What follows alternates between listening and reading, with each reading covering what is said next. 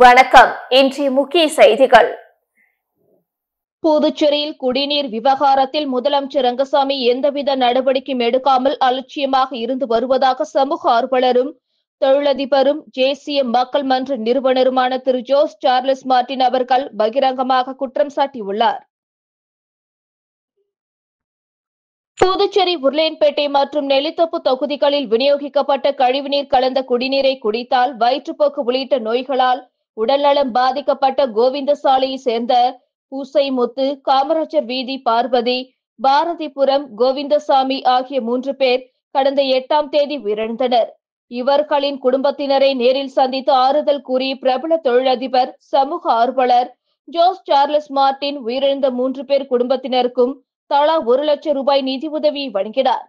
தொடர்ந்து செய்தியாளர்களை சந்தித்த அவர், குடிநீரில் கழிவுநீர் கலந்தது குறித்து அரசு இதுவரை எந்தவித நடவடிக்கையும் எடுக்கவில்லை. குடிநீரை பரிசோதனை செய்யாமலும் இறந்தவர்களின் பிரேத பரிசோதனை அறிக்கையும் அரசு வெளியிடவில்லை என்று குற்றம் சாட்டிய அவர், நடந்த உயிரிழப்புக்கு அரசு பொறுப்பு ஏற்காதது வேதனையாக உள்ளது என்றார். உருளையன்பேட்டை மற்றும் நெல்லித்தோப்பு தொகுதியில் குடிநீருக்கு பொதுமக்கள் மிகவும் சிரமப்படுகிறார்கள். குடிநீரை குடிக்கவே பொதுமக்கள் பயந்து வருகிறார்கள் என்று வேதனை தெரிவித்த ஜோஸ் சார்லஸ் மார்டின், இதுபோன்ற சம்பவம் நடக்கும்போது அரசாங்கம் முன்னின்று பிரச்சினைகளை சரி செய்ய வேண்டும். ஆனால் புதுச்சேரியில் அதுபோன்று நடைபெறவில்லை என்று குற்றம் சாட்டினார். குறிப்பாக உருளையன்பேட்டை தொகுதியில் மட்டும் உயிரிழப்பு சம்பவம் நடைபெற்றுள்ளது. இந்த தொகுதி முழுவதும் குடிநீரை பரிசோதனை செய்து அரசு சரி செய்ய நடவடிக்கை எடுக்க வேண்டும். மக்களின் நலன் கருதி தொகுதி வாரியாக தினமும் 1000 லிட்டர் சுத்திகரிக்கப்பட்ட குடிநீர் வழங்கப்பட உள்ளதாக தெரிவித்த அவர், காற்றின் மூலமாக குடிநீர் உற்பத்தி செய்து விரைவில் தொகுதி வாரியாக விநியோகம் செய்யப்பட உள்ளதாகவும் தெரிவித்தார். குடிநீர் உயிரிழப்பு விவகாரத்தை சாதாரணமாக எடுத்துக்கொள்ள முடியாது. இந்த தவறை அரசாங்கம் திருத்திக் கொள்ள வேண்டும் என்று குறிப்பிட்ட அவர், இந்த விவகாரத்தில் அரசாங்கம் மிகவும் அலட்சியமாகவே இருந்து வருகிறது என்று குற்றம் சாட்டினார். இதுபோன்ற சமூக அவலங்களில் அரசு கண்டு காணாமல் இருப்பதுதான் என்னை போன்ற இளைஞர்கள் பணம், வருமானம் ஆகியவற்றை விட்டுவிட்டு அரசியலுக்கு வரவேண்டிய நிலைமை வருகிறது என்று கூறியவர், குடிநீர் பிரச்சனையில் முதலமைச்சர் ரங்கசாமி இதுவரை எந்தெந்த நடவடிக்கையும் எடுக்கவில்லை என்றும் குற்றம் சாட்டினார். வீட்டுக்கு ஆறுதல் தெரிவிக்கிற விதமா அவங்களோட வீட்டுக்கு போய் அவங்களோட கஷ்டத்தை விசாரிச்சோம். எங்களால் முடிஞ்ச நிதி உதவி எல்லா குடும்பத்துக்கும், இறந்த குடும்பத்துக்கு 1 லட்சம் என்னோட ட்ரஸ்ட் மூலிமா, என்னோட ட்ரஸ்ட்லேருந்து நான் கொடுத்துருக்கேன். இது எல்லாத்துக்கிட்டையும் பேசும்போது பொதுவாக என்ன தெரிய வந்துச்சுன்னா, இந்த மாதிரி அரசாங்கத்தோட அலட்சியம் தான் முக்கியமான காரணங்கிறது சொல்கிறாங்க. ஏன்னா தண்ணி ஆல்ரெடி 1 மாதத்துக்கு முன்னாடி இந்த பிரச்சனை இருந்திருக்கு. அதே மாதிரி இந்த வீதியில் மட்டும், இந்த ஏரியாவில் மட்டும்தான் இந்த பிரச்சனை இருக்குது. ஸோ இறந்தவங்க பார்த்தீங்கன்னா இந்த ஏரியா சுற்றி தான் இருக்காங்க. ஸோ அப்படி இருக்கும்போது என்னென்னா, தண்ணி முதல்ல கண்டாமினேட் ஆகிருக்கு, கழிவு நீர் கலந்துருக்குங்கிறது அவங்க சொல்கிறாங்க. அதுக்கு உரிய நடவடிக்கையும் எடுக்கல. ஒரு லேபில் கொடுத்து வாட்டர் டெஸ்ட் பண்ணல. டெஸ்ட் பண்ணி அன்றைக்கே அதுக்கு ஒரு ஆக்ஷன் எடுத்திருந்தா இன்றைக்கி இதுக்கு கண்டிப்பாக ஒரு தீர்வு கிடச்சிருக்கும். இன்னொரு 3 உயிர் இழந்திருக்காது. ஏன்னா ஒரு அம்மாவெல்லாம் பார்க்கும்போது அவங்க பையன் 45 வயசு ஒரு பையன் இறந்துருக்கான். அப்படி பையன் இறக்கும்போது அந்த குடும்பத்தோட வாழ்வாதாரமாக போயிடுது. இவங்க நாளைக்கு அந்த பையன் வேலை செஞ்சு குடும்பத்தை சம்பாதிச்சு கொடுப்பான். இன்றைக்கி அந்த ஒரு வாழ்வாதாரம் போய் அந்த அம்மாலாம் அழுகிறத பார்த்தா எனக்கு எப்படி ஆறுதல் சொல்கிறதும் தெரியல. ஏன்னா நம்மளோட அலட்சியம் ஒரே ஒரு காரணம் மட்டும்தான் இருக்குமே தவிர இது வேறு ஒன்றும் சொல்ல முடியல. இன்னொன்று, அரசாங்கம் இது வரைக்கும் இந்த மாதிரி நடந்துச்சுன்னே இது வரைக்கும் அக்செப்டும் பண்ணல. அக்செப்ட் பண்ணி ஏதாவது இவங்களுக்கு உதவியோ இதை நிதி உதவியோ ஏதாவது ஒன்று அரசாங்கம் எடுத்து பண்ணிடணும். இதே தமிழ்நாடு பார்த்தீங்கன்னா இங்கேருந்து கள்ளக்குறிச்சி 50 கிலோமீட்டர் தான். இதே கள்ளசாராயம் குடிச்சு இறந்த மக்களுக்கு ஒரு ஃபேமிலிக்கு 10 லட்சம் கொடுத்துருக்காங்க. இன்றைக்கி பேசிக் குடிநீர் இது ஒரு பொதுமக்களுக்கு இறைவானா கொடுத்த, ஒரு இயற்கையாக கொடுத்த விஷயத்த இன்னைக்கு மக்களுக்கு ஒரு தண்ணியை கூட கொடுக்க முடியலன்னா இன்றைக்கி எந்த அளவுக்கு நம்ம மோசமாக போயிருக்கோங்கிறது தான் இன்றைக்கி சுட்டிக்காட்டக்கூடிய விஷயமா இருக்குது. இதனால தான் இப்போ எங்களை மாதிரி இளைஞர்கள்லாம் அந்த மாதிரி அரசியலுக்கு இந்த மாதிரி விஷயங்களுக்கெல்லாம் முன்னெடுத்து ஏன்னா எல்லாரும் பயப்படுறாங்க ஒரு வகையில். இந்த மாதிரி எப்படி வெளில சொல்கிறது, அவங்களும் வேலை இருக்குது, அவங்க இதை எப்படி வெளில சொல்லணும்னு தெரியல. அதனால இது முன்னெடுத்து இந்த மாதிரி தைரியமாக நாங்கள் பேசணுங்கிறது தான் என்னோட நோக்கம்.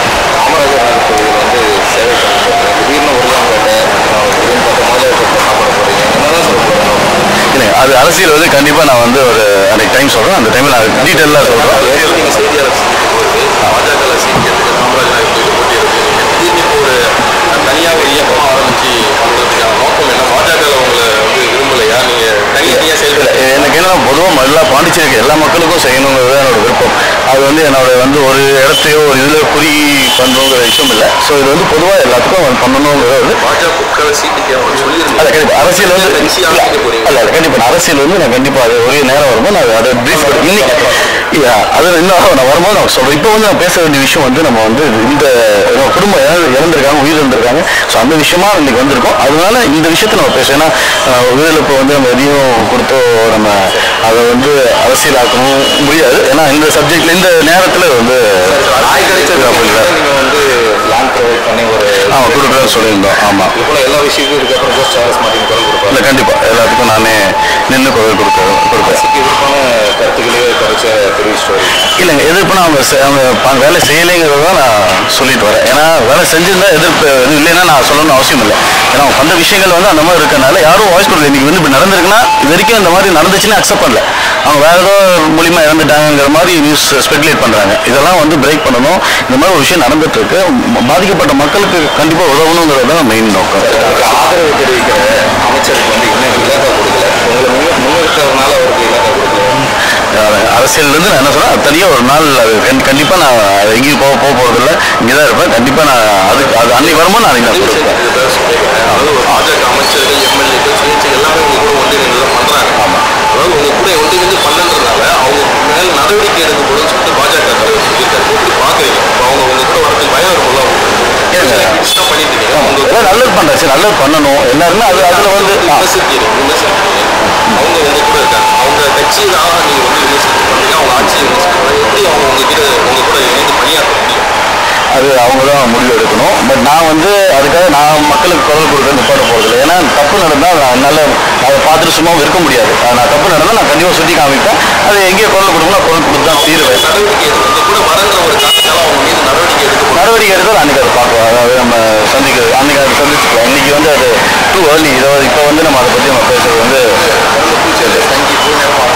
ஆமாம், கண்டிப்பாக இங்கே தான் ஏஎஸ்டி பஞ்சாயத்து வந்து ஆமாம் ஆமாம் சொன்னதோட சரி. அதுக்கப்புறம் எந்த ஒரு இல்லை நாங்கள் எடுத்துருக்கோம். நாங்கள் எங்களோட ஓன் கம்பெனிலேருந்து மில் ஜிஎம் ஹெட் சிஓலாம் வந்து வச்சு பார்த்ததை வந்து ஸ்டடி பண்ணியிருக்கோம். ஸ்டடி பண்ணது 2-3 இடம் சொல்லியிருக்காங்க. இன்றைக்கி கூட கவர்னர் பார்த்து நாங்கள் மனு கொடுக்கலான்னு சொல்லி டைம் கேட்டிருக்கோம். என்றைக்கு அவங்க டைம் கொடுக்குறாங்களோ அன்றைக்கி போய் நம்ம கொடுத்து பண்ணலான்னு இருக்கோம். தொடர்ச்சி ஆமாம், கண்டிப்பாக ஆமாம். ஒரு 300 கோடி ரூபாய் இன்வெஸ்ட் பண்ணி இந்த எலெக்ஷனை கண்டக்ட் பண்ணியிருக்காங்க. அதாவது எலெக்ஷன் ஒரு வேலை அவங்க ஜெயிச்சிட்டாக்கா சூதாட்டம், ஆன்லைன் இந்த பல்வேறு தடை செய்யப்பட்ட விளையாட்டுகள்லாம் இங்கே கொண்டு வரக்கூடிய எதிர்கட்சிகள் கொண்டாடுறாங்க. நீங்கள் வந்து இந்த புதுச்சேரியை ஒரு வியாபாரமாக தான் பார்க்குறீங்க. ஒரு 300 கோடி ரூபாய் இன்வெஸ்ட்மெண்ட் பிளானில் தான் வந்துருக்கீங்க. வியாபாரம் தான் உங்களுக்கு மக்களுக்கு சேவை பண்ணுற எண்ணம் இல்லை எதிர்கட்சியோட. அது என்னோட நெட்ஒர்க்கு இல்லை வதைகள் நம்ம வேணாம். இன்னொன்று என்னோட எதிர்கட்சிகள் உங்களோட பகிரங்கமாக குற்றச்சாட்டு முன்வைக்கிறாங்க. 300 கோடி ரூபாய் இன்வெஸ்ட்மெண்ட் உங்கள் இலக்கு இந்த எலெக்ஷனில் நீங்கள் ஆஃப்டர் ஜெயிச்சிட்டாக்கா கேசினோ சூதாட்டம். நான் சொல்கிறேன், இப்போ நான் இந்த அரசியல் வந்து தான் சம்பாதிக்கணுங்கிற ஒரு தேவை எனக்கு இல்லை. இன்றைக்கி நான் சும்மாவே இருந்தால் கூட எனக்கு 10 தலைமுறை இல்லை, 100 தலைமுறை கூட நீ உட்காந்து சாப்பிட்ற அளவுக்கு இருக்குங்க. நான் அது கணக்கெடுப்பு எடுத்தாலே எங்கே போகுங்கிறது எங்களுக்கு தெரியல. நான் வந்து இது இப்போ வந்து நம்ம வந்து இது ஒரு பிஸ்னஸாக எடுத்து பிஸ்னஸ் பண்ணால் நான் சம்பாதிக்கணும் 1000 வகையில் எனக்கு பாண்டிச்சேரி வந்து தான் சம்பாதிக்கணும் ஒரு கட்டாயம் இல்லை. இப்போ கேஷனை போகணும் ஃபாரின் எங்கே வேணால் பண்ணலாம். அது இன்றைக்கி வந்து இது வந்து சும்மா ஒரு வதந்தியை கிளப்பி நம்மளே நல்லா செய்ய வரவங்கள எல்லாமே இப்படி ஒரு டீஃப்ரேம் பண்ணி இப்படியே வந்து அவங்க நான் யாராவது நல்லா வந்து வரணும்னா இந்த மாதிரி 4 வாட்டி பேசினாங்க அவங்க பின்னாடி போயிடுவாங்க. இது நாளைக்கு பயந்துட்டு வெளில போயிடுவாங்க. இதனால அவங்க அசிங்கப்பட்டுருவாங்க நினைக்கிறேன். இதெல்லாம் நம்ம ஃபேஸ் பண்ணவும் முடிவு பண்ணிட்டோம். ஏன்னா இதில் வந்து போய் சம்பாதிக்கணுங்கிற எங்களுக்கு ஒரு நோக்கமே இல்லை. அது நாங்கள் டேக்ஸ் மட்டும் 5000 கோடி கட்டுறோம். இங்கே வந்து 300 கோடி சொல்கிற மாதிரி ஏதாவது கணக்கு ஏதோ சொல்கிறாங்க. ஏன்னா நாங்கள் டேக்ஸே 5000 கோடி கட்டிட்டு இருக்கும்போது நாங்கள் இதுக்கு போய் நாங்கள் என்ன ஆசைப்பட்டு இதில் போய் என்ன பண்ண போகிறோம்? மக்களுக்கு சேவை செய்யணும், மக்களுக்கு ஹெல்ப் பண்ணணும். ஒரு நம்ம வந்து இன்னைக்கு புதுச்சேரி வந்து சிங்கப்பூர் மாதிரி ஆகக்கூடிய ஒரு பொட்டன்ஷியல் இருக்குது. இன்றைக்கி இளைஞர்களுக்கு வேலை வாய்ப்பு இல்லை, இருக்கவங்களுக்கே வேலை வாய்ப்பு ஒழுங்காக இல்லை, ஒரு சிஸ்டம் இல்லை, ரோட்ஸ் இல்லை. நீங்கள் பேசிக்காக வந்து குடிநீரே நீங்கள் வந்து பிரச்சனையாக இருக்குது. இவ்வளோ பிரச்சனையை வச்சுக்கிட்டு இங்கே இப்போ வந்து இதை பண்ண போகிறாங்க அதை பண்ண போகிறாங்கன்னா ஃபஸ்ட்டு இதெல்லாம் பண்ண அவங்க என்ன இது இவ்வளோ நாள் இருந்தாங்க என்ன பண்ணாங்க? நம்ம வரனால உட்காந்துட்டு நல்லவங்க வர அப்படி அரசியல் வரவங்க இப்படி 4 பேர் பேசினாங்கன்னா நான் நல்லவங்கலாம் அரசியல் வர மாட்டேன். ஏன்னா அவங்க இந்த மாதிரி தேவையில்லாத பேசு இப்போ நம்ம ரோட்டில் நின்று சண்டை போடணுங்கிற தேவை இருக்காது. இதனாலேயே நிறைய பேர் அரசியல் வரதே ஒரு பயப்படாங்க. ஏன்னா இந்த மாதிரி அரசியல்வாதிகள் ஃபர்ஸ்ட் வரும்போது ஒரு கொலை நடக்குது. இந்த மாதிரி சம்பவங்கள்லாம் வரும்போது இவ்வளோ இதில் யாரும் பண்ணணும்னு நினைக்க மாட்டாங்க. நம்ம இவ்வளோ தைரியமாக இறங்கி பண்ணுறோம்னா என்னதான் ஆனாலும் நம்ம சம்பாதிச்சாச்சு இருக்கிறது போதும், இனி மக்களுக்கு சேவை செய்யணுங்கிற நோக்கத்தில் வந்திருக்கோம். அது என்னோட கடமையை நான் செய்வேன். விஜய்க்கு தொடர்ந்து நீங்கள் வாழ்த்து சொல்றீங்க, அவருக்கு மாநாட்டிலே கூட்டணி இல்லை அப்படின்ற ஒரு விஷயத்தை கடந்த சில நாட்களுக்கு சொல்லியிருந்தாங்க. விஜய் கூட போகிறதுக்கான ஐடியா இருக்கா? இல்லைங்க, அவரும் இன்னைக்கு நல்லா சம்பாதிச்சுட்டு இருக்கக்கூடியவர். இன்னைக்கு இதெல்லாம் வேணான்னு விட்டுட்டு அரசியல் வரும்போது இவங்களெல்லாம் நம்ம ஆதரிக்கணுங்கிறது என்னோட முதல் நோக்கம். ஏன்னா இந்த மாதிரி நல்லவங்க இப்போ அவருக்கு இதுக்கு வரணும் என்ன அவசியம்? ஏன்னா அவர் பாட்டுக்கு அவர் சம்பாதிச்சுட்டு இருக்கலாம், அவர் நடிச்சிட்டு இருக்கலாம், போயிட்டுலாம். அவர் எல்லாம் இந்த மாதிரி வரவங்கலாம் எனக்கு யங்ஸ்டர்ஸ்க்கு எங்களுக்கு ஒரு மோட்டிவேஷனாக இருக்குது. இந்த மாதிரி 4 பேர் நல்லா வரணும். நம்ம வெளிநாடு போகிறோம், வெளிநாடு போகும்போது நம்ம நாடு ஏன் இப்படி இல்லைன்னு நினைக்கிறோம், இல்லை நம்ம வெளிநாட்டில் செட்டில் ஆகலாம்னு நினைக்கிறோம். அப்படி இருக்கும்போது நம்ம நாட்டையே வெளிநாட்டை மாற்ற முடியாதுங்கிற ஒரு நோக்கத்தில் தான் நம்ம திரும்பியும் நம்ம நாட்டுக்கு நம்ம ஊரில் இருந்து நம்ம மக்களுக்கு ஏதாவது செய்யணுங்கிற நோக்கத்தில் தான் வரும். அவரும் அந்த நோக்கத்தில் வர அதுக்காக நான் பிடிச்சி அவர் கூட இணைஞ்சு பயணிக்கிறதுக்கு நீங்கள் விருப்பப்படுறீங்க. அதெல்லாம் அது ரொம்ப இனிமேல் போகும். அதெல்லாம் நம்ம டேட்டா ஸ்டேட்டில் தான் சொல்ல முடியும். தொடர்ச்சி ஒரு பெரிய விமர்சனத்தில் அதெல்லாம் என்ன வேணால் சொல்லுவாங்க. நடக்கும்போது நீங்கள் எலெக்ஷன் அப்போ நீங்கள் அன்றைக்கி தான் உங்களுக்கு தெரியும் அது என்ன டீமுங்கிறது அவங்களுக்கு புரியும். ஏன்னா நான் மக்களுக்கு நல்ல செய்யணும் வரேங்க. அது யார் இடையூறாக இருந்தாலும் நம்ம அதை எதிர்நோக்கி தான் போய் ஆகும். நிறைய பேர் அலிகேஷன் வைக்கிறாங்க, நம்ம நிற்க முடியாது. ஏன்னா எனக்கு ஒன்லி சிங்கிள் மிஷன் நோக்கம் நம்ம புதுச்சேரியை சிங்கப்பூர் அளவுக்கு நம்ம கொண்டு போனோம். ஏன்னா மலேசியா சிங்கப்பூர் வெளில வரும்போது அவங்கள ஸ்லம்னு சொல்லி அவங்கள ஒதுக்கி விட்ட நாடு தான் இன்னைக்கு சிங்கப்பூராக மாறி இன்னைக்கு உலகத்திலே பெஸ்ட் பாஸ்போர்ட்டாக இருக்கட்டும், இன்னைக்கு அவங்க வாழ்வாதாரமாக இருக்கட்டும், எல்லாம் மாறி போயிருக்கு. அந்த மாதிரி நம்ம மக்களை அப்படி பார்க்கணுங்கிற ஆசை நோக்கத்தில் தான் வரும். நீங்கள் என்ன எதிர்ப்பு சொன்னாலும் பரவாயில்ல, எதிர்நோக்கி நாங்கள் செல்வோம். மாற்றுவோம், கண்டிப்பாக மாற்றுறதுக்கு வாய்ப்பு இருக்குது. கண்டிப்பாக அது மாற்ற முடியும். அதுக்கு கண்டிப்பான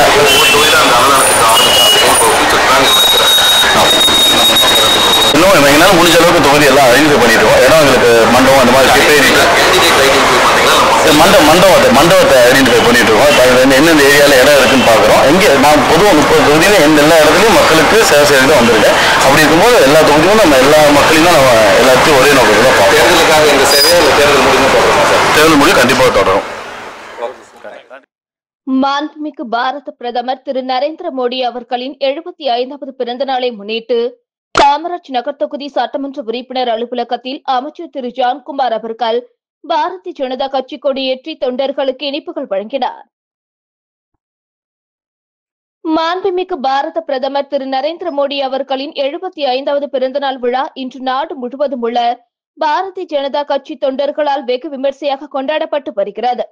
இந்நிலையில் புதுச்சேரி காமராஜ் நகர் தொகுதி சட்டமன்ற உறுப்பினர் அலுவலகத்தில் பாரத பிரதமர் திரு நரேந்திர மோடி அவர்களின் பிறந்தநாள் விழா கொண்டாடப்பட்டது. நிகழ்ச்சியில் சிறப்பு விருந்தினராக அமைச்சர் திரு ஜான்குமார் அவர்கள் கலந்து கொண்டு பாரதிய ஜனதா கட்சி கொடியேற்றி தொண்டர்கள் மற்றும் பொதுமக்களுக்கு இனிப்புகள் வழங்கி தனது மகிழ்ச்சியை வெளிப்படுத்தினார். நிகழ்ச்சியின் போது தொகுதி தலைவர் திரு டாக்டர் கோகுல கண்ணன், காமராஜ் நகர் தொகுதி சாரம் வார்டு பொறுப்பாளர் தென்றல் நகர் ரவி, கோபி மற்றும் ரமேஷ் ஆகியோர் உடன் இருந்தனர்.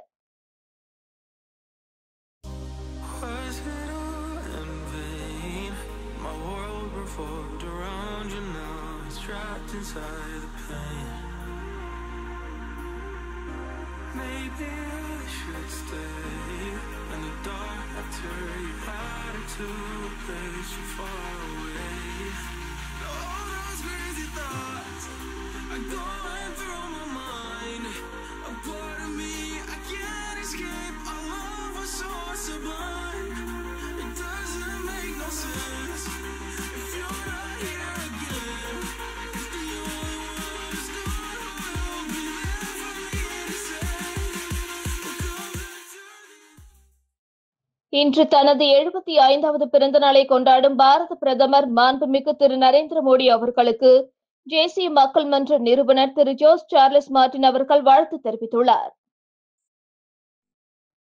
இந்தியா முழுவதும் உள்ள பாரதிய ஜனதா கட்சி தொண்டர்கள் மற்றும் பொதுமக்களால் பாரத பிரதமர் திரு நரேந்திர மோடி அவர்களின் 75வது பிறந்தநாள் விழா விமர்சையாக கொண்டாடப்பட்டு வருகிறது. இந்நிலையில் சமூக ஆர்வலரும் தொழிலதிபரும் தேசிய மக்கள் மன்ற நிறுவனருமான திரு ஜோஸ் சார்லஸ் மார்டின் அவர்கள் மாண்புமிகு பாரத பிரதமர் திரு நரேந்திர மோடி அவர்களுக்கு அவருடைய பிறந்த நாளை முன்னிட்டு வலைதளத்தில் வெளியிட்டுள்ள வாழ்த்து செய்தியில், சர்வதேச அரங்கில் நம் நாட்டின் பாதுகாப்புக்கு அரணாய் இருந்து தேசத்தின் வளர்ச்சிக்கு பாடுபடும் பாரத பிரதமர் திரு நரேந்திர மோடி அவர்களுக்கு பிறந்தநாள் வாழ்த்துக்களை பணிவன்புடன் தெரிவித்துக் கொள்கிறேன் என்று குறிப்பிட்டுள்ளார். பிரதமர் நரேந்திர மோடியின் பிறந்தநாளை முன்னிட்டு புதுச்சேரி பாஜக சார்பில் லாஸ்பேட்டை சுப்பிரமணிய கோவிலில் நடைபெற்ற சிறப்பு பூஜையில் துணைநிலை ஆளுநர் கைலாஷ்நாதன் சிறப்பு விருந்தினராக கலந்து கொண்டு தங்கத்தேரை இழுத்தி சுவாமி தரிசனம் செய்தார். பாரத பிரதமர் நரேந்திர மோடியின் 75வது பிறந்தநாளை முன்னிட்டு புதுச்சேரி பாரதிய ஜனதா கட்சி சார்பில் மாநில தலைவர் ராமலிங்கம் தலைமையில் லாஸ்பேட் சுப்பிரமணிய கோவிலில் தங்கத்தேர் இழுத்து சிறப்பு பூஜை செய்யப்பட்டது. புதுச்சேரி துணைநிலை ஆளுநர் கைலாஷ்நாதன் சிறப்பு விருந்தினராக கலந்து கொண்டு தங்கத்தேரை இழுத்து சாமி தரிசனம் செய்தார்.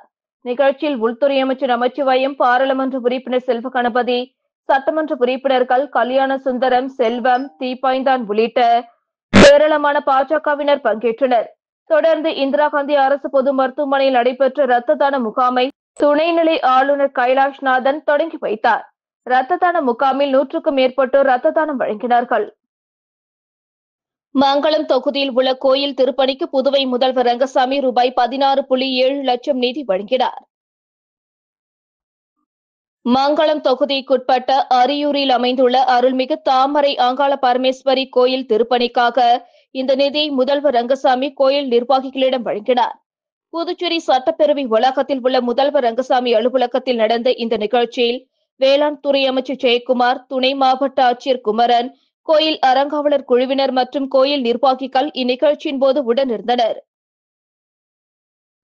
தந்தை பெரியார் ஈ.வே. ராமசாமி பிறந்த நாளையொட்டி காமராஜர் சாலையில் உள்ள பெரியாரின் திருவுருவ சிலைக்கு அரசு சார்பில் முதலமைச்சர் ரங்கசாமி மாலை அணிவித்து மரியாதை செலுத்தினார். அவரை தொடர்ந்து அதிமுக, திமுகவினரும் மாலை அணிவித்து மரியாதை செலுத்தினர். தந்தை பெரியாரின் 147வது பிறந்தநாள் விழா அரசு சார்பில் இன்று கொண்டாடப்பட்டது. இதனையொட்டி காமராஜர் சாலை பிள்ளைத்தோட்டம் சந்திப்பில் அமைந்துள்ள பெரியாரின் திருவுருவ சிலைக்கு அரசு சார்பில் முதலமைச்சர் ரங்கசாமி மாலை அணிவித்து மரியாதை செலுத்தினார். அவரை தொடர்ந்து பொதுப்பணித்துறை அமைச்சர் லட்சுமி நாராயணன், அரசு கொறடா ஆறுமுகம், சட்டமன்ற உறுப்பினர்கள் ரமேஷ், லட்சுமிகாந்தன் ஆகியோர் மாலை அணிவித்து மரியாதை செலுத்தினர். அவர்களை தொடர்ந்து திமுக சார்பில் மாநில அமைப்பாளரும் சட்டமன்ற எதிர்க்கட்சி தலைவருமான சிவா தலைமையில் திமுக சட்டமன்ற உறுப்பினர்கள் அனிபால் கென்னடி, செந்தில்குமார் மற்றும் முன்னாள் சட்டமன்ற உறுப்பினர்கள் பலர் கலந்து கொண்டு பெரியார் சிலைக்கு மாலை அணிவித்து மரியாதை செலுத்தினர். அதனைத் தொடர்ந்து வன்முறை ஒழிப்பு எதிர்ப்பு உறுதிமொழி ஏற்றுக்கொண்டனர். அவர்களைத் தொடர்ந்து அதிமுக சார்பில் அவைத் தலைவர் அன்பானந்தம் தலைமையில் அதிமுக பொருளாளர் ரவி பாண்டுரங்கன், சுத்துக்கேணி பாஸ்கர், முன்னாள் கவுன்சிலர் கணேசன், அன்பழகன் உடையார் மற்றும் நிர்வாகிகள் பலர் கலந்து கொண்டு பெரியார் சிலைக்கு மாலை அணிவித்து மரியாதை செலுத்தினர். புதுச்சேரி அரசு சுகாதாரம் மற்றும் குடும்ப நலத்துறை மாநில சுகாதார இயக்கம் சார்பில் நடைபெற்ற பெண்களுக்கான மாபெரும் சுகாதார திருவிழாவை துணைநிலை ஆளுநர் கைலாஷ்நாதன் மற்றும் முதலமைச்சர் ரங்கசாமி ஆகியோர் துவக்கி வைத்தனர். புதுச்சேரி அரசு சுகாதார மற்றும் குடும்ப நலத்துறை மாநில சுகாதார இயக்கம் சார்பில் ஆரோக்கியமான பெண்களே குடும்பத்தின் பலம் என்ற கருத்தை மையமாக கொண்டு மத்திய சுகாதாரத்துறையின் அறிவுறுத்தலின்படி பெண்களுக்கான மாபெரும் சுகாதார திருவிழா துவக்க விழா கம்பன் கலையரங்கத்தில் நடைபெற்றது. இதில் சிறப்பு விருந்தினராக துணைநிலை ஆளுநர் கைலாஷ்நாதன் கலந்து கொண்டு விழாவை துவக்கி வைத்தார். முதல்வர் ரங்கசாமி தலைமை தாங்கினார். இவ்விழாவில் சபாநாயகர் செல்வம், உள்துறை அமைச்சர் நமச்சிவாயம், பொதுப்பணித்துறை அமைச்சர் லட்சுமி நாராயணன், விவசாயத்துறை அமைச்சர் தேனி ஜெயக்குமார், துணை சபாநாயகர் ராஜவேலு, மாநிலங்களவை உறுப்பினர் செல்வ கணபதி, தலைமை செயலாளர் சரத் சவுகான், சுகாதாரத்துறை இயக்குநர் செவ்வேல், மாநில சுகாதார இயக்கம் திட்ட இயக்குநர் கோவிந்தராஜ், அரசு செயலாளர் ஜெயந்த்குமார் மற்றும் சுகாதாரத்துறை அதிகாரிகள், செவிலியர்கள், செவிலியர் கல்லூரி மாணவ மாணவியர்கள் பலர் கலந்து கொண்டனர். இலவச அரிசிக்கான கோப்பிற்கு கவர்னர் ஒப்புதல் அளித்ததை தொடர்ந்து அடுத்த வாரத்தில் வழங்க நடவடிக்கை எடுக்கப்பட உள்ளது. புதுச்சேரி மாநிலத்தில் கடந்த ஆண்டு டிசம்பர் மாதம் முதல் மீண்டும் ரேஷன் கடைகளில் கான்பெட் நிறுவனம் மூலம் இலவச அரிசி வழங்கப்படப்பட்டது. கான்பெட் நிறுவனத்திற்கு இலவச அரிசி சர்வோ பேக்கேஜ் நிறுவனம் சப்ளை செய்து வந்தது. இந்நிலையில் இலவச அரிசி கூடுதல் விலைக்கு கொள்முதல் செய்ததாக புகார் எழுந்தது. அதனைத் தொடர்ந்து அரிசி கொள்முதலுக்கு அரசு மறு ஒப்பந்தம் கோரியது. இதன் காரணமாக கடந்த ஜூலை மாதம் முதல் இலவச அரிசி வழங்கப்படாமல் உள்ளது. இலவச அரிசிக்கான டெண்டரில் மத்திய அரசு ஊழியர்களின் கூட்டுறவு நிறுவனமான கேந்திரிய வந்தார் தேர்வு செய்யப்பட்டுள்ளது. இந்த நிறுவனம் கான்பெட் நிறுவனத்திற்கு 61,800 மெட்ரிக் டன் இலவச அரிசி சப்ளை செய்ய உள்ளது. இந்த கோப்பிற்கு கவர்னர் நேற்று ஒப்புதல் அளித்தார். அதனைத் தொடர்ந்து அடுத்த வாரத்தில் ரேஷன் கார்டுதாரர்களுக்கு விடுபட்ட மாதங்களுக்கான அரிசியும் சேர்த்து வழங்குவதற்கான ஏற்பாடுகளை கான்பெட் அதிகாரிகள் மேற்கொண்டுள்ளனர். தொழிலாளர் அரசு காப்பீட்டுக் கழகத்தின் சார்பில் புதுச்சேரி மற்றும் காரைக்காலில் உள்ள தொழிற்சாலைகளில் பணிபுரியும் தொழிலாளர்கள் குறித்து பதிவு செய்வதற்கான திட்டத்தை மத்திய அமைச்சர் மன்சுக் மாண்டவியா தொடங்கி வைத்தார். தொழிலாளர் அரசு காப்பீட்டுக் கழகத்தின் 196வது கார்ப்பரேஷன் கூட்டம் மத்திய தொழில் மற்றும் வேலைவாய்ப்பு, இளைஞர் நலன் மற்றும் விளையாட்டுத்துறை அமைச்சர் மன்சுக் மாண்டவியா தலைமையில் நடைபெற்றது. இந்த கூட்டத்தில் பதிவு செய்யப்படாத தொழிற்சாலைகள், வணிக நிறுவனங்கள் மற்றும் தொழிற்சாலைகள், வணிக நிறுவனங்களில் உள்ள பதிவு செய்யப்படாத தகுதியான ஊழியர்களையும் பதிவு செய்ய ஊக்குவிக்கும் ஸ்பிரீ 2025 திட்டம் அறிமுகப்படுத்தப்பட்டது. இந்த திட்டம் 2025 ஜூலை 1 முதல் டிசம்பர் 31 வரை அமலில் இருக்கும். இதன் மூலம் தொழில் நிறுவன உரிமையாளர்கள் தங்களது நிறுவனங்கள் மற்றும் அதில் பணிபுரியும் ஊழியர்களின் விவரங்கள் ESIC இணையதளம், ஸ்ரம் ஸ்வீதா இணையதளம் மற்றும் MCA இணையதளம் ஆகியவற்றின் மூலம் டிஜிட்டல் முறையில் பதிவு செய்யலாம். முதலாளிகள் அறிவித்த தேதியிலிருந்து EG சமூக பாதுகாப்பு திட்டம் அமலுக்கு வரும். முந்தைய காலத்திற்கான பங்களிப்பு தொகை செலுத்த வேண்டிய அவசியமில்லை. அதற்குரிய அபராதமும் விதிக்கப்படாது. ஆய்வின் போது முந்தைய காலத்திற்கான எந்தவிதமான பதிவுகளோ அல்லது ஆவணங்களோ தாக்கல் செய்ய வேண்டியதில்லை. முந்தைய காலத்திற்கான எந்தவிதமான சட்ட நடவடிக்கையும் எடுக்கப்படாது போன்றவை இந்த திட்டத்தில் முக்கிய அம்சங்களாகும். எனவே புதுச்சேரி மற்றும் காரைக்கால் மாவட்டங்களை சேர்ந்த தங்களது தொழிற்சாலைகள் மற்றும் தொழில் நிறுவன உரிமையாளர்கள் ஊழியர்களை பதிவு செய்ய இந்த திட்டத்தை பயன்படுத்திக் கொள்ளுமாறு கேட்டுக் கொள்ளப்படுகிறார்கள். மேலும் தகவலுக்கு அருகில் உள்ள ESI கிளை அலுவலகம் அல்லது புதுச்சேரி ESI மண்டல அலுவலகத்தை தொடர்பு கொள்ளலாம் என குறிப்பிடப்பட்டுள்ளது. விழுப்புரம் கிழக்கு மாவட்ட தமிழக வெற்றிக் கழகம் சார்பில் தந்தை பெரியார் பிறந்தநாளையொட்டி அலங்கரிக்கப்பட்ட அவரின் திருவுருவப் படத்திற்கு விழுப்புரம் கிழக்கு மாவட்ட செயலாளர் GP சுரேஷ் தலைமையில் மலர் தூவி மரியாதை செலுத்தி நலத்திட்ட உதவிகள் வழங்கப்பட்டது. தமிழக வெற்றிக் கழகத்தின் கொள்கை தலைவர்களில் ஒருவரான தந்தை பெரியாரின் பிறந்தநாளை முன்னிட்டு வானூர் மத்திய ஒன்றியம் திருச்சிற்றம்பலம் கூட்ரோட்டில் அவரின் திருவுருவப் படத்திற்கு விழுப்புரம் கிழக்கு மாவட்ட செயலாளர் GP சுரேஷ் தலைமையில் விழுப்புரம் கிழக்கு மாவட்ட செயற்குழு உறுப்பினர் மகுடி ஐயப்பன் ஏற்பாட்டில் மாலை அணிவித்து மரியாதை செலுத்தி துப்புரவு பணியாளர் 50 நபர்களுக்கு புடவை மற்றும் பொதுமக்களுக்கு இனிப்பு வழங்கப்பட்டது. இந்நிகழ்ச்சியில் வானூர் மத்திய ஒன்றிய நிர்வாகி GR ராஜா முன்னிலை வகித்தார். இந்நிகழ்ச்சியில் வானூர் மத்திய ஒன்றிய நிர்வாகிகள் சதீஷ் என்கிற அபிஷேகம், பார்த்திபன், கமலக்கண்ணன், வைத்தீஸ்வரி, தனலட்சுமி, ராம்குமார், அஜித்குமார் மற்றும் ஜெகன், முத்து, கந்தன், விஜி, சுரேந்தர், சிவா, முகில் சந்திரன், சுனில், மீனாட்சி மற்றும் மாவட்ட கிளை தோழர்கள் கலந்து கொண்டனர்.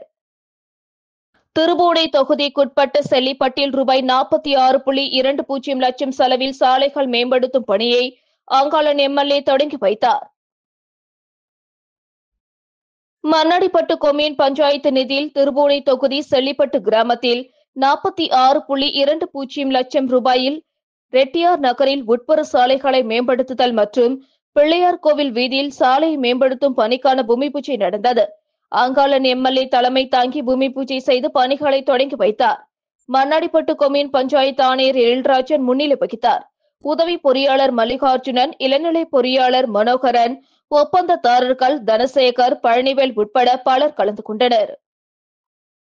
ஸ்ரீ வெங்கடேச பெருமாள் பக்த ஜன சபா சார்பில் புரட்டாசி முதல் நாளை முன்னிட்டு திருப்பதி திருமலை பாத யாத்திரை செல்வதற்காக 300க்கும் மேற்பட்ட பக்தர்கள் மாலை அணிவித்து விரதம் இருக்கும் நிகழ்ச்சி இன்று தொடங்கியது. புரட்டாசி மாத முதல் நாளை முன்னிட்டு ஸ்ரீ வெங்கடேச பெருமாள் பக்த ஜன சபா 33ஆம் ஆண்டு திருப்பதி திருமலை பாத யாத்திரை வருகின்ற 19ஆம் தேதி திருச்சிற்றம்பலம் பகுதியில் இருந்து திருப்பதி திருமலைக்கு பாத யாத்திரை புறப்படுவதற்காக புரட்டாசி மாதம் 1ஆம் தேதி பாரதி பூங்காவில் அமைந்துள்ள ஸ்ரீ பிரசன்னா வெங்கடேச பெருமாள் திருக்கோவிலில் மாலை அணிவித்து விரதம் இருக்கும் நிகழ்ச்சி இன்று வெகு சிறப்பாக நடைபெற்றது. இந்த நிகழ்ச்சியில் ஸ்ரீ வெங்கடேச பெருமாள் பக்தஜன சபா தலைவர் ஜெயச்சந்திரன் தலைமையில் பக்தர்கள் மாலை அணிவித்து விரதத்தை மேற்கொண்டனர். மாலை அணிவிக்கும் நிகழ்ச்சியில் சுமார் 300க்கும் மேற்பட்ட பக்தர்கள் கலந்து கொண்டனர்.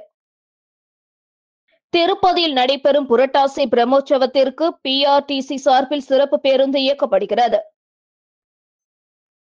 இது தொடர்பாக புதுச்சேரி பிஆர்டிசி மேலாளர் சிவானந்தம் விடுத்துள்ள செய்திக்குறிப்பில், திருப்பதியில் நடைபெறும் புரட்டாசி மாத பிரம்மோற்சவத்தையொட்டி பிஆர்டிசி சார்பில் இன்று முதல் அக்டோபர் 19ஆம் தேதி வரை சிறப்பு பேருந்து இயக்கப்படுகிறது.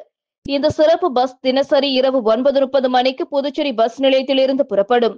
திருப்பதியிலிருந்து காலை 7:30 மணிக்கு புதுச்சேரிக்கு புறப்படும். இதற்கான கட்டணம் ரூபாய் 300 ஆகும். ஏற்கனவே புதுச்சேரியிலிருந்து காலை 9 மணிக்கும் இரவு 10 மணிக்கும் பிஆர்டிசி பஸ்கள் இயக்கப்பட்டு வருவது குறிப்பிடத்தக்கது என குறிப்பிடப்பட்டுள்ளது. புதுச்சேரியில் பாஸ்போர்ட் விசாரணை பிரிவு போலீசார் இடமாற்றம் செய்யப்பட்டுள்ளனர். புதுச்சேரி பாஸ்போர்ட் விசாரணை பிரிவில் பணி செய்யும் போலீசார் பாஸ்போர்ட் விண்ணப்பதாரர்களிடம் லஞ்சம் பெற்றதாக புகார் எழுந்தது. இதனைத் தொடர்ந்து போலீஸ் டிஜிபி ஷாலினி சிங் நடவடிக்கையின் பேரில் அவர்கள் கூண்டோடு காரைக்காலுக்கு இடமாற்றம் செய்யப்பட்டுள்ளனர். அதன்படி அங்கு வேலை செய்த போலீஸ்காரர் முருகன் காரைக்கால் வன்கொடுமை தடுப்பு பிரிவுக்கும், ஆரோக்கியதாஸ், முரளிதரன், பிரபாகரன் ஆகிய 3 பேரும் காரைக்கால் கடலோர காவல் நிலையத்திற்கும் இடமாற்றம் செய்யப்பட்டுள்ளனர். இதற்கான உத்தரவை காவல்துறை தலைமை அலுவலக போலீஸ் எஸ்பி மோகன்குமார் பிறப்பித்துள்ளார். புதுச்சேரி பாட்டாளி மக்கள் கட்சி சார்பில் இடஒதுக்கீடு போராட்டத்தில் உயிர்நீத்த தியாகிகளின் உருவப்படத்திற்கு மலர் தூவி அஞ்சலி செலுத்தப்பட்டது. புதுச்சேரி பாட்டாளி மக்கள் கட்சி சார்பில் இடஒதுக்கீடு போராட்டத்தில் உயிர்நீத்த தியாகிகள் உருவப்படத்திற்கு மலர் தூவி அஞ்சலி செலுத்தும் நிகழ்ச்சி நடைபெற்றது. நிகழ்ச்சிக்கு நகர தலைவர் தமிழ்செல்வன் தலைமை தாங்கினார். பாமக மாநில அமைப்பாளர் கணபதி அவர்கள் முன்னிலையில் தியாகிகள் உருவப்படத்திற்கு மெழுகுபத்தி ஏற்றி மலர் தூவி அஞ்சலி செலுத்தப்பட்டது. அவரை தொடர்ந்து சுமார் 500 பேருக்கு அன்னதானம் வழங்கப்பட்டது. நிகழ்ச்சியில் மாநில வன்னியர் சங்க தலைவர் நரசிம்மன், மாநில பொருளாளர் முகமது யூனுஸ், துணை அமைப்பாளர் சிவராமன், மணவெளி தொகுதி தலைவர் முனியன், சமூக முன்னேற்ற சங்க செயலாளர் குமரேசன், ஊடக பேரவை சந்தோஷ், சங்க செயலாளர் மணிரத்தினம் மற்றும் மாநில நிர்வாகிகள் திரளாக கலந்து கொண்டு மலரஞ்சலி செலுத்தினர். விழாவிற்கான ஏற்பாடுகளை பாமக மாநில இளைஞரணி செயலாளர் பிரதீப்குமார் செய்திருந்தார். புதுவை விமான நிலைய விரிவாக்க பணிக்காக 470 ஏக்கரில் நில ஆர்ஜிதம் செய்யப்பட உள்ளது. இதற்கான ஆலோசனை அமைப்பு இன்னும் 1 மாதத்தில் நியமிக்கப்பட இருக்கிறது என்று இந்த விமான நிலையத்தின் இயக்குநர் ராஜசேகர் ரெட்டி தெரிவித்துள்ளார். இது குறித்து செய்தியாளர்களிடம் பேசிய அவர், புதுவை விமான நிலையம் விரிவாக்கம் செய்யப்பட இருக்கிறது. மாற்று ஓடு பாதைக்காகவும் விமான நிலைய விரிவாக்கத்துக்காகவும் சுமார் 470 ஏக்கர் நிலம் தமிழக பகுதியில் கையகப்படுத்தும் நிலை உருவாகியுள்ளது. இதற்காக உயர் மின்னழுத்த கம்பிகள் இருக்கிறதா, கால்வாய் இருக்கிறதா என்ற தள ஆய்வை நாங்கள் நடத்தினோம். இதில் எதுவும் முக்கிய பெரிய முட்டுக்கட்டைகள் இருப்பதாக தெரியவில்லை. அதனால் தமிழக பகுதியில் 470 ஏக்கர் நிலம் ஆர்ஜிதம் செய்வதற்கான ஆலோசனை அளிக்கவும், இந்த விரிவாக்க பணிக்காகவும் ஓர் ஆலோசனை அமைப்பு இன்னும் 1 மாதத்தில் நியமிக்கப்பட உள்ளது. செப்டம்பர் 21ஆம் தேதிக்குள் அந்த அமைப்பை தேர்வு செய்வதற்கான ஒப்பந்த புள்ளியை அவர்கள் அளிக்க வேண்டும். அதன் பிறகு 1 மாதத்தில் இந்த ஆலோசனை அமைப்பு நியமிக்கப்படும். இதை தவிர விரைவில் தற்போது உள்ள விமான நிலையத்தில் மேலும் சில சில்லறை கடைகள், கார் சேவை உள்ளிட்ட வசதிகளை தொடங்க போகிறோம் என்றார். இத்துடன் செய்திகள் நிறைவடைந்தன. வணக்கம்.